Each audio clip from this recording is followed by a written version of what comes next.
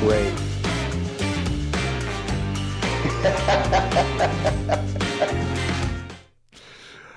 Oh, well, that was perfect.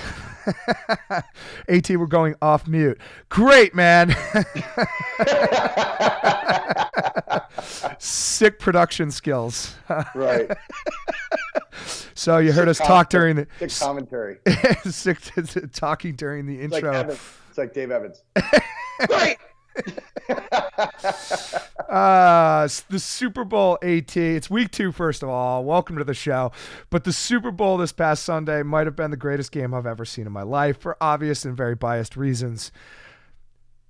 That was incredible. I was at Buffalo Wild Wings with my son, and I thought I was going to have to push him through a very tough lesson in watching your beloved team lose and get not only lose, but get murdered on the biggest stage in sports. And I told myself, I'm not leaving. We're not leaving. And at the beginning of the game, there's so many Atlanta Falcons fans in this place. And just because of Matt Ryan and being in Philadelphia or Pennsylvania in that case. Well, it's Buffalo Wild Wings. You would expect to be packed with people from Georgia. So I was, I told him, I said, look, Lucas, we're not leaving. And 2, he started to get a little bummed out. Just not necessarily that we weren't leaving, that the Patriots are playing so poorly. And I said, look, Lucas, you're going to remember this for the rest of your life when, you remembered, going through the tough times with your favorite team. And I said, but look, in the end, Lucas, if there is one guy, this is at halftime. Yep. If there's one guy that can do it, it's Tom Brady. And the beginning of the third quarter, the Falcons immediately go down and score a touchdown. And I was like, all right, well, we're going to wait till the fourth quarter, and if it gets really bad, we'll go home. And then at the very end of the third quarter, they score that touchdown, and I was like, hey, look, we'll give the fourth quarter a try, right? Tom Brady's the man. He's going to do it, potentially. And sure enough, it happened. Incredible. Dude, you know what it's like? It's almost like Tom Brady's such a sicko that it's almost like he sandbagged his team. Like he said to his friends from high school, watch what I do in the first 2.5 quarters in this game. I'm going to get us in the biggest hole. And everybody's going to be like, oh, Patriots are done. Patriots are done. He's like, watch this. And then he gets all the way to the brink. And then he comes all the way back and breaks their heart, and they win it overtime. And he's just belly laughing that he was in total control the whole time. And right. when his hands, are on his face and his head is down in the second quarter, he's not crying. He's actually hiding his laughter because he knows what's coming, but he's the only one on the planet that actually does. He's so that much in control. What a sicko. He is. God, he's got to be happy he wasn't playing Eli and the Giants. I'll tell you, but what a win. Congrats. That was it. A great life lesson for Lucas and the other, 4 billion people on the planet, if that's the number. I mean, unreal. That guy does. He pretty much cemented himself as the greatest of all time. Yes, and yes. But that was pretty awesome that my son actually got to witness that as well, and I got to see him go through the whole emotional, holy crap, I can't believe this is what sports does. Sports does this. But AT, we're moving on. How did we do this week? Give us the rundown. We did great, or I did great. Yeah, nice call. You did like a C+. Ew. I did like an A-. Wow. But listen, a C+ in the Towers household growing up, Ryan, went on the refrigerator. Okay, so don't say ooh so fast, right? So in short, real quickly, we went on 5 games with Las Vegas Lines last week. Lax Vegas Lax Vegas Lions last week. The first game we did was Cleveland State, Michigan. You picked Cleveland State in the under. I picked Michigan in the over. It ended up being Cleveland State covering 12.5 goals. So you won that. You were wrong with the under. I was right with the over. So we both finished 1-1 after that game. The second game was BU. We both picked BU and we both picked the under. BU did not cover 3.5, winning only in overtime versus PC. but it was the under. So we were 2-2 apiece after that game. The next game was Penn State. Robert Morris, Penn State, was favored by 8.5 goals. They did not cover. You picked Penn State. I picked Robert Morris. Mm-hmm. We both picked the over. You were 3-3 after 3. I was 4-2. The next game we picked was Carolina. Carolina was 8.5-point favorites over UMBC. Carolina covers. We both picked Carolina. We both picked the over. We were both right. That left you 5-3. That left me 6-2. And the final game for Las Vegas Lions was Duke, favored by 5. They lost outright to Air Force. I called it. We both had the over. So you finished at 6-4 last week, and I finished at 8-2. So I have the title week 1 going into 2. Congratulations, AT.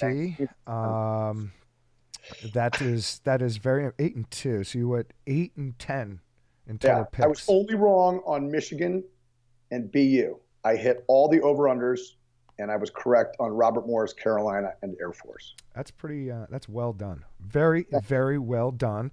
So the next piece is we have to, as always, each week give the IYF the most insignificant award of all time, but it's still fairly significant. The Coaches and Players of the Week award.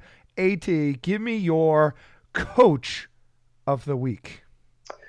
Not a lot of games, but this was clearly the win of the weekend. And for the second time in 2 years, Eric Saramet. That's right.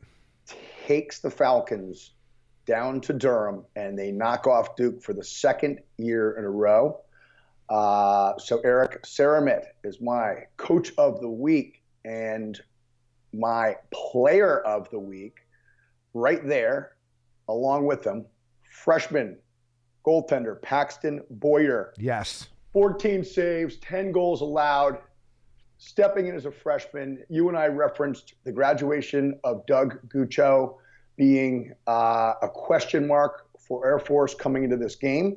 And that's right. Sure enough, Paxton Boyer stepped up and filled the void very, very well and led that team to a 1-goal win. He was the difference in the game. Let's face it. So Eric Saramet and Paxton Boyer, both from Air Force, Coach of the Week and Player of the Week. Who'd you have? My Players of the Week actually is more than one, and it's kind of a trio of players at the Penn State College Park, State College school. Gerard Arcieri, 66% at the Faceoff X. We mentioned him as someone that will come into Division I lacrosse, making an immediate impact, and he did just that. And I only think he's going to get better. He took 32 faceoffs. That's like 32 fights. But didn't he win the first draw and go right down and stop 8 seconds in and pounded it home for the first ever goal of his career, 8 seconds into his Division I career. That's wow. That makes us look really smart. Thanks, Gerard. You're all right, kid. Mac O'Keefe, who we also mentioned as potentially making an impact for the Nittany Lions, he goes in and pumps in 7 goals. So we were correct there. And then this one we didn't see, but we did mention as a piece to the Nittany Lions that was important, which was goaltending. We did not peg Colby as coming in as a player to potentially make an impact right away. We thought it was going to be Will Schreiner, but Colby Neese coming in the second quarter, going 62% for the rest of the game, kind of makes you feel like that might cement him as the starter for the future. Again, he's just a freshman in net. It's probably one of the hardest places to put a freshman in is in goal. But it seems like Penn State has a future in Colby Neese. So my players of the week are Gerard Arcieri, Mac O'Keefe, and Colby Neese, who single-handedly led the Nittany Lions over a very scary Robert Morris team. Wow, I can't believe it. So we've got 4 freshmen. That's right. Players of the Week. IYF Players of the Week. I don't think that's ever happened. I don't think that's ever happened either. It's great. And my Coach of the Week is Frank Federica. And Frank going down 11-6 at one point in the third quarter, comes back to win a 1-goal game against a very tough Delaware team that we both mentioned is going to be a different team in 2017, largely due to the culture that they've built, the players that they've brought in. But in addition to the chip on their shoulder, I guess, that their head coach for 42 years is going to retire, I feel like all of that together might make Delaware a very strong consideration for a CAA championship. So I have Frank Federaca going in and doing what seemingly he does all the time, which is being calm, cool, collected, down 11-6. No problem. We've got this. Let's Tom Brady it and let's win it. The guy, he just doesn't get enough credit. Frank Federaca never gets enough credit. Him and Mike Corrado, those are the two guys, I think, that simply just get it done year after year after year after year after year, and yet we're never talking about those guys as the next head coach at Duke or the next head coach at Virginia. I just don't. Right. I don't get why. I don't get why. But listen, it's to the benefit of Villanova and Bucknell. That's right. So well, I like it. Well, let's take a quick break here. Give our friends from Sisu Mouthguards a little bit of a plug, and we will transition into our games for today's podcast, which are Hopkins Navy, Duke, High Point, Nova, and Monmouth. We'll be right back.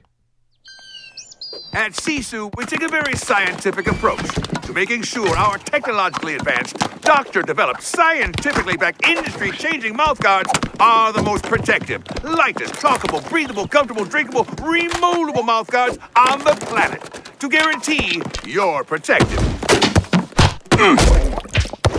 No matter what comes your way, the Sisu Next Gen. Sisu, talk, breathe, drink.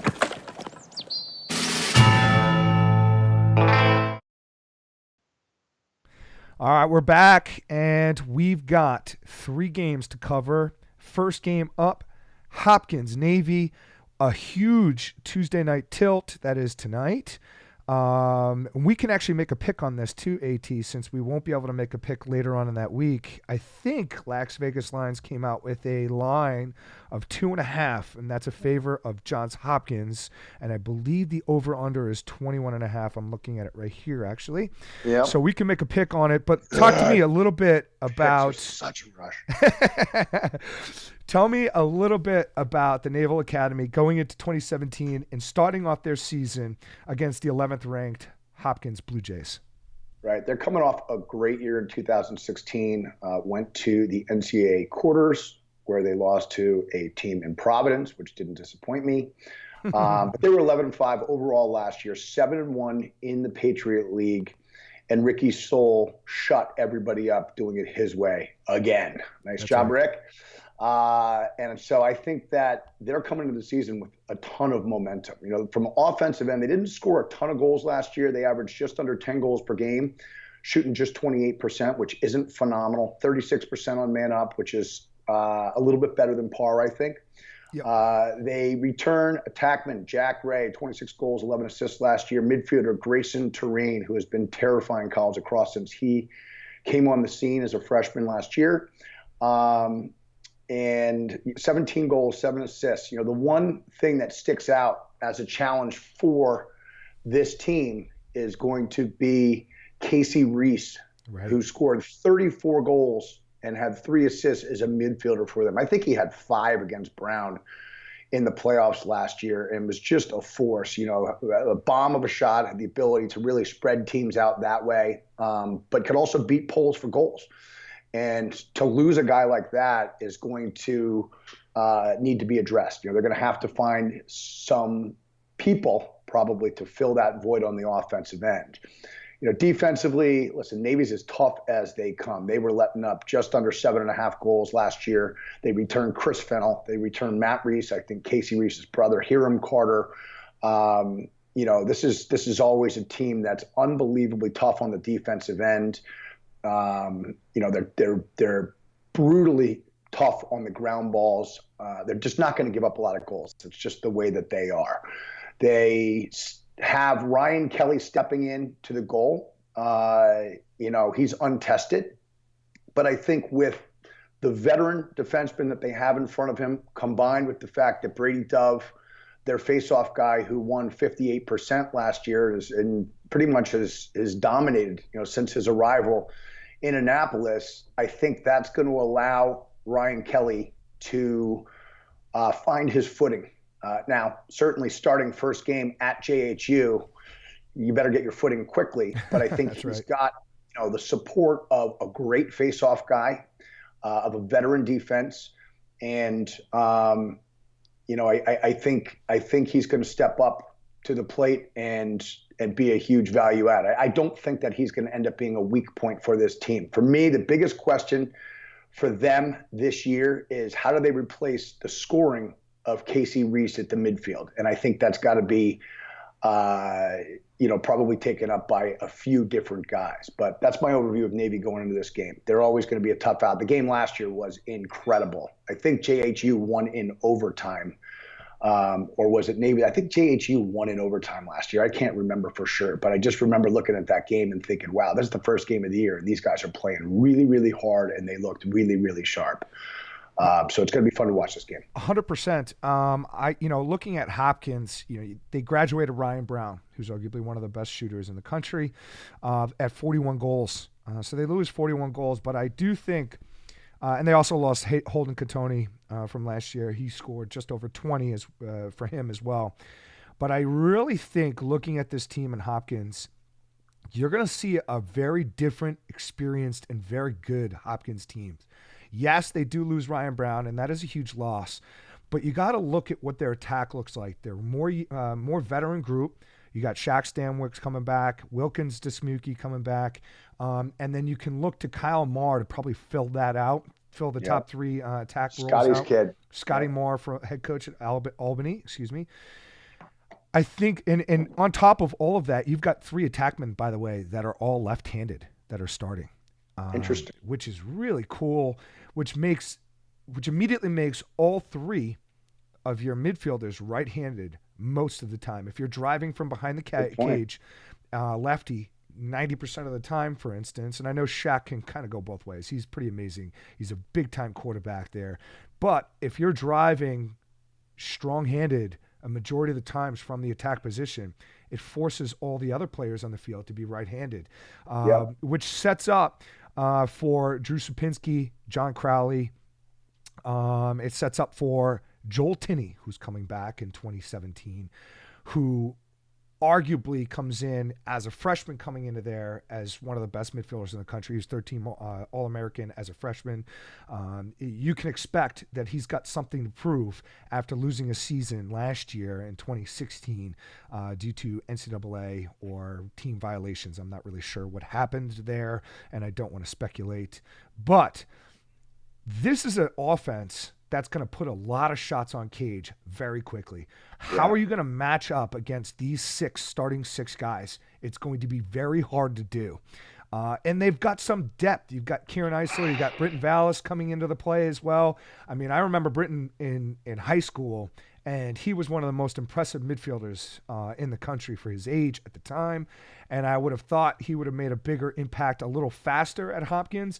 But here he is coming in now in 2017. I'd look to him as being an impact a little quicker. Defensively, you got Nick Fields, who's been very solid for them during his entire career at Hopkins. You got Austin Spencer, who's going to play a huge role at long stick midfielder. Their huge loss this year is Pat Foley, the defenseman who is out this year for academic reasons. And so you've got some opportunity for a guy like Trevor Kolsch, Jack Rapine, the freshman, and Owen Colwell. Jack Rapine coming into college.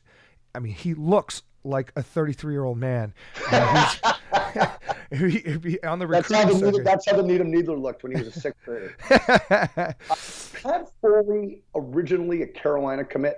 No. He was the story around Foley is that he was a 2015 who was going to reclass to become a 2016. Yeah. And Hopkins picked him up in August of that year and was like, no, we'll take you as a 15 immediately. And so he came right in like within 3 months, just put in and then makes the USA 19 team. I mean, he was just a freak athlete, just a freak prodigy. Haverford? No, he's a New England guy. He's a New England guy. Oh, he is. Okay. Yeah. Okay. So Research. Now so you know why C+ got put up on the refrigerator, Ryan. totally fine though. At least I'll take it because I need as many C+ as possible, apparently. To beat I'm willing to bet, Ryan, you've had a lot of C+ in your past. Well, you held my transcript for 2 years at least. Well, it doesn't really apply to academics, Ryan. I'm thinking more after hours C+. Fair enough. Many a C+. This is a team that's seventh in the country. Seventh in the country in EMO at 48%. And I really think that if you look at the starting six, that only gets higher, which is scary. And they're 10th in assists and points per game. The big questions here for Hopkins going into 2017 is the two of the biggest and most impactful positions you can have on a lacrosse team, which is a goalie and faceoff. Hunter Moreland last year, the junior from Boys Latin, 59%, which is good, very good, but not taking as many faceoffs as Craig Mataraz, who graduated and they lost. So we're going to really see a lot more of Hunter Moreland this year, and potentially others that might kind of fill in that role with him. But they've got a decent foundation there at the faceoff X. And going in against Navy, we're going to kind of see how he's going to perform pretty quickly. But the big question mark is who's going to start in net. And the Hopkins staff has made the decision, but the information I'm getting from the players is it's legitimately going to be a game time decision. Wow. So he's walking into the game and he's saying, you're going to start. And the two guys he's choosing between are Brock Turnbar, who last year went 47%, which is not going to get it done, 11.5 goals against. But he's competing against Jerry Logan, who I know very, very well, at 51%, 12.5 goals against. But that's coming from a Michigan team that he transfers from, or technically takes an extra year from. But he was number 4 in saves per game in the NCAA last year. And so that I feel like is going to be a big, play for Hopkins going into 2017. The quote from Petro is, what we're looking for is a guy who can give us the best chance to win a game. You want a guy who's going to be able to lead the defense. You want a guy who's going to be able to save the ball, not just stop it. We want a guy that's going to do the right things with the ball. You want a guy that's going to be able to get you in and out of whatever defenses you're in. And if this is the case, I'm betting Jerry Logan for the starting nod in 2017. That is pure speculation. Literally, I'm being told it's a legitimate game time decision. Right. But in terms of against Navy, you got to weather the storm. These guys are in shape. You're coming into a kids that are just naturally angry and have a chip on the shoulder. This is the funnest part of their day.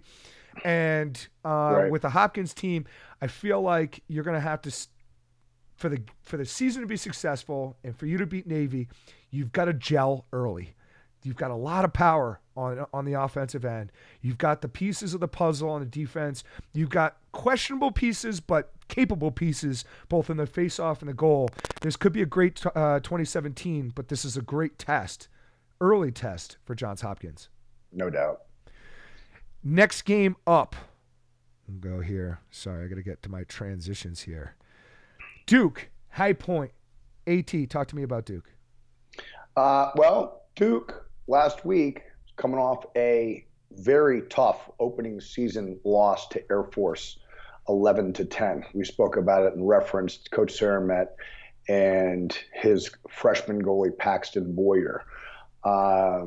Duke scored 10 goals last week on 27% shooting. Justin Gutterding, 3-1. Jack Bruckner, 2-1. You'd expect those guys to be there statistically. Freshman Joey Manown had 2 goals. Very little midfield scoring.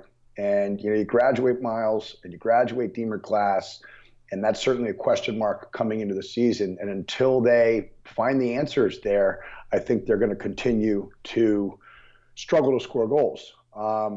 Defensively, Cade Van Raphorst, JT Giles Harris, Brian Dunn all got the start. Danny Fowler, played an average game. He let up 11 goals. he only stopped 45% of the shots. That's just not going to get it done when you're shooting 27%. Right. And, Air Force is no joke. I don't think people would look at Air Force and say that's, a traditional power. But I think that people that don't really look into it, look at this game, and they don't really understand how great of a team Air Force actually is. So I don't think this loss is a bad loss to them, but it's a loss that people don't expect Duke to take, right? Yes. Kyle Rose stepped up and did exactly what we thought he would do. He won 17 of 22 faceoffs. But the reality is they got to shoot better. I mean, if they're going to win that many faceoffs and they shoot poorly, it just negates that advantage. Yep. And I think with High Point, they're going to look at this result, and they're going to look at the Air Force loss, and they're going to say, you know what, we can beat them. We play Air Force, and this is a team that we can beat. Now, I think if Duke had beaten Air Force, I think it would have set up better for High Point to come in and potentially knock them off. Yep. And while it gives the High Point guys some confidence that they can beat Duke in this game, I think what's going to happen is Duke is going to make this game about Duke and not about High Point. And I think we're going to see a much better effort out of Duke in this game. And I think that that's going to create some problems for Torp and, his team. I'd love to see High Point knock him off. I really would. But I think that simply due to the wake-up call versus Air Force last week, I think that Duke is going to come in with a blue-collar mentality, and you combine that with the talent that they have on the team, and I think it's going to spell trouble for High Point. So, I'd love to see High Point win, but I think they're going to have their hands full at Duke on Friday night. You're right. And with the youth of Duke, and you already mentioned that, High Point's dealing with similar situation themselves. They had two of the hugest losses you could argue in any team, losing Lomas and Thistle, two guys that have literally carried that team for 4 years. Right, like Duke losing Class and Jones. That's right. That's right. And, they're looking for guys like Michael LeClaire to come in and step in, Sean Harrison, Dallas Bridle, to minimize the damage that they lose from losing Lomas and Thistle. But I just don't think it's enough. They don't really return almost anyone on the defensive end, which concerns me. And even more concerning than that is their face-off game, losing Jamie Peluso, and then having, I believe, 18, you'll know this better than me, but Alex Woodall is no longer at High Point. Transferred to Towson, I believe. He transferred to Towson, yeah. Which is a huge pickup for Towson because they needed a face-off guy desperately. Yeah. But losing Jamie Peluso is a huge loss for the High Point Panthers. Yep. Chris Young, they picked up as a transfer from Penn State. Is that enough? And then the last piece for the High Point Panthers is Tim Troutner, not Jim, Tim, was 55% in the net. You got to figure all Duke is going to do. He's very good, though. He's very good. He is very good, but all Duke's going to do, I feel like all week, is going to shoot. Because the same thing that you mentioned, they've got to shoot better. They got to shoot better. And that a lot of that is youth too, right? I mean, how many freshmen and young guys did they start during the game against Air Force? So it'll be interesting to see. But similar to you, I think High Point is a team that we've got to figure out who they are this year and how they stack up amongst their own league first. But going into this Duke game, I just think that they're going to kind of get outmatched around the field athletically. And while it would probably be a lot closer of a game than most people would think a High Point Duke game would be, I think that Duke ends up winning this game purely on High Point trying to figure out, and it'll take up about a month, a good 4 or so games to figure out who they are at every single position across the board. Yeah, I think the key to this game, I think that the problem for High Point in this game more so than anything else is going to be the fact that Kyle Rose is going to dominate them.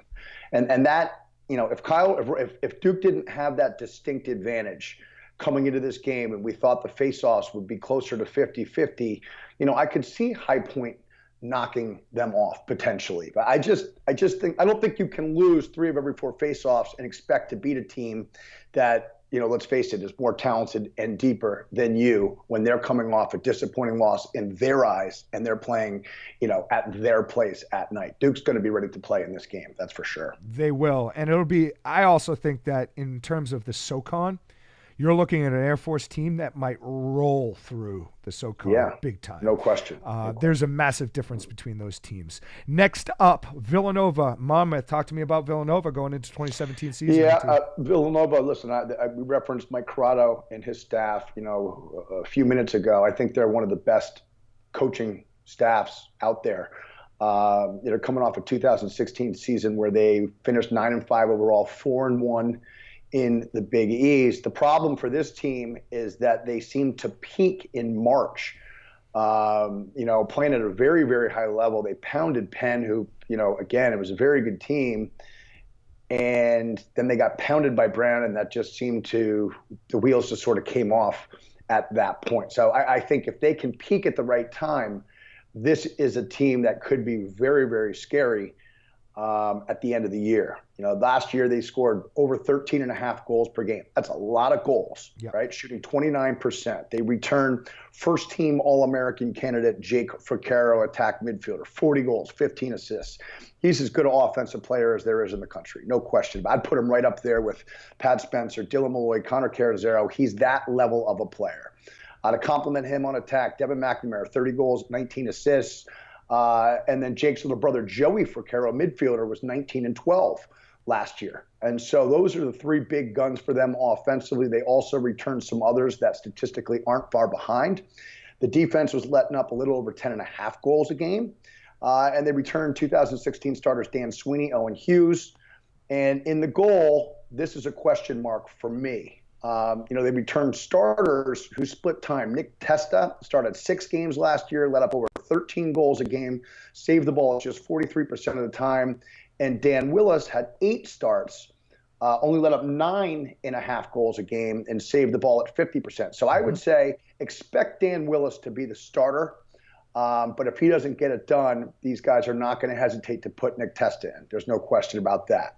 The last piece to this team is the face-off X. They returned one of the very best guys in the country in Luke Palmadesso, won 59% of his face-offs last year. And if he's able to, repeat that level of success, that will take a little bit of pressure off the goaltenders, but they're going to have to get some goaltending in order to have the season that they're capable of and want to have in 2017. I think regardless of the play that they get in the goal, I think they're going to be able to handle Monmouth at home at 12 noon on Saturday.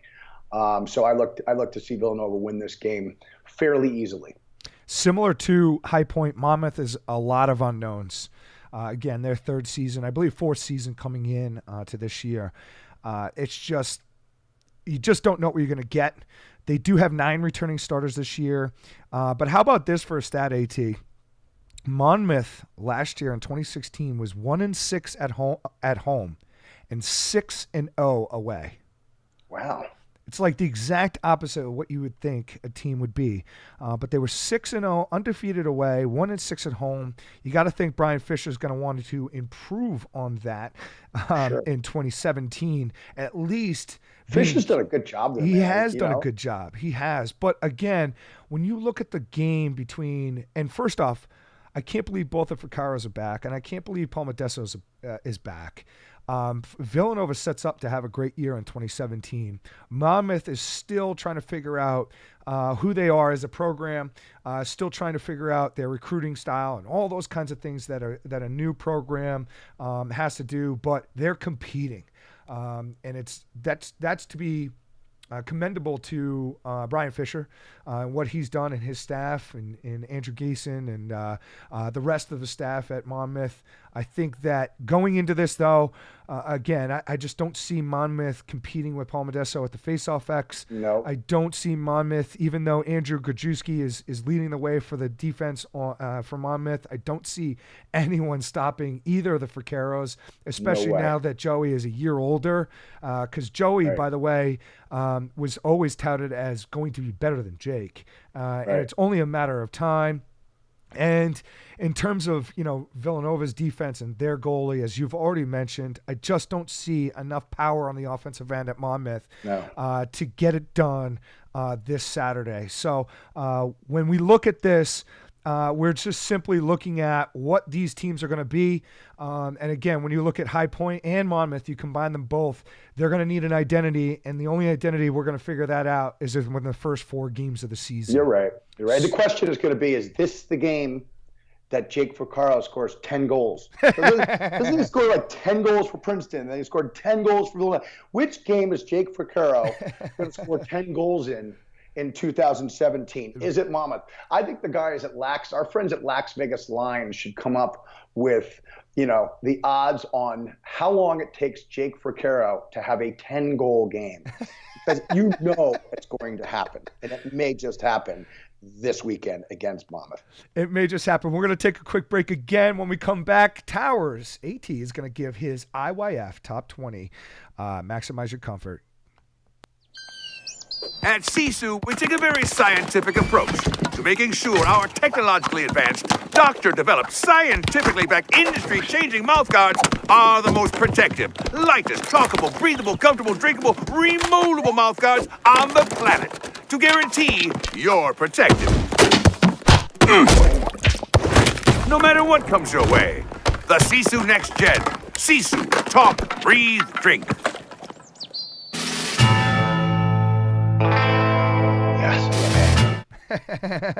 IYF Top 20. Give it to us, AT. All right. This week, RD, number 1, North Carolina Tar Heels, Joe Bresch. Number 2, Loyola Greyhounds. Number 3, Denver. Number 4, Maryland. Number 5, Notre Dame. Number 6, JHU. Number 7, the Brown Bears. Take that, Quint. They're not 18, kid. Number 8, Yale Eli's. Andy Shea, the pizza still sucks.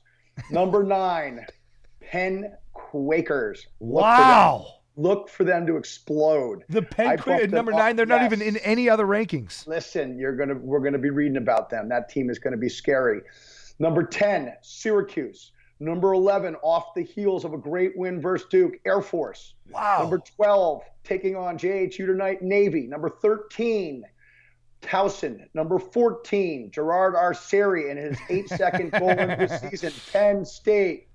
Keeper's Kids, 7 Gs.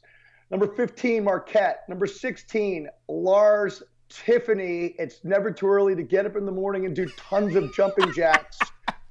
Virginia, 16. Number 17, Duke.